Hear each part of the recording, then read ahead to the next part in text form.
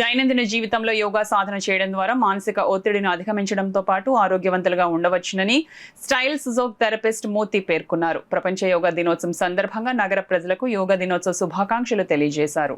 ప్రస్తుత పరిస్థితుల్లో ప్రతి వాళ్ళు ప్రతి దానికి స్ట్రెస్, బాధ, భయం, ఒత్తిడి ఏదో దానికి భయపడుతూనే బతుకుతున్నారు. ముఖ్యమైన భయం ఏంటంటే నేను రేపు ఎలా జీవించగలను అని చెప్పి భయపడుతున్నాను.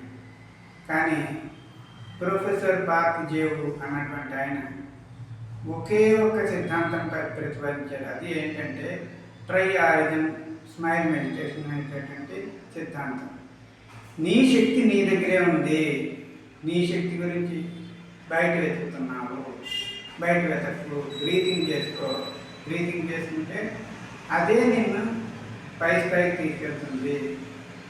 మనం ఎంతసేపు ఎవరు మనని పైకి తీసుకెళ్తారు, ఎవరు మనని అడ్వాన్స్మెంట్ తీసుకెళ్తారు అని ఎదురు చూస్తూ ఉంటాం. మనం ఎవరి గురించి ఎదురు చూడకు. నీ ప్రాణం నీకు హక్కును చేర్చుకుంటుంది, నీ బాధలన్నీ తీరుస్తుంది అనడానికి నిదర్శనమే చాలామంది ట్రైనింగ్ అయిన వాళ్ళు చెప్పేటటువంటి మాట. ఈ స్మైల్ మెడిటేషన్ అనేటటువంటిది పెద్ద కష్టపడిపోయి చేసేది ఏం కాదు. మన బ్రీత్ మన దగ్గర ఉంది.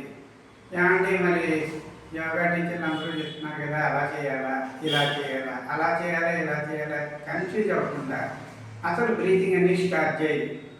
నువ్వు బ్రీతింగ్ అనేది చేస్తే యూనివర్స్తో కలుస్తావు. యూనివర్స్ ఎంత దూరంలోనూ లేదు, నీ దగ్గరే ఉంది. యూనివర్స్ నుంచి వచ్చేటటువంటి ఎనర్జీని మనం తీసుకోకుండా భూమి నుంచి వచ్చేటటువంటి ఆహారం తింటూ బతికేద్దామని చెప్పేసి కలలు కంటున్నాం. ఆ కళలు నెరవేరవు.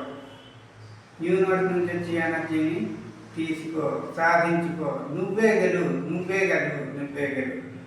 మా తాలూకు సిద్ధాంతం ఎంతసేపు కూడా హ్యూమన్గా మనం ఎనర్జీని మనం తీసుకోలేకపోతున్నాం. మనం అంటే కేవలం రోగాలని చెప్పేసి పేరు పెట్టేసుకుని బతికేస్తున్నాం.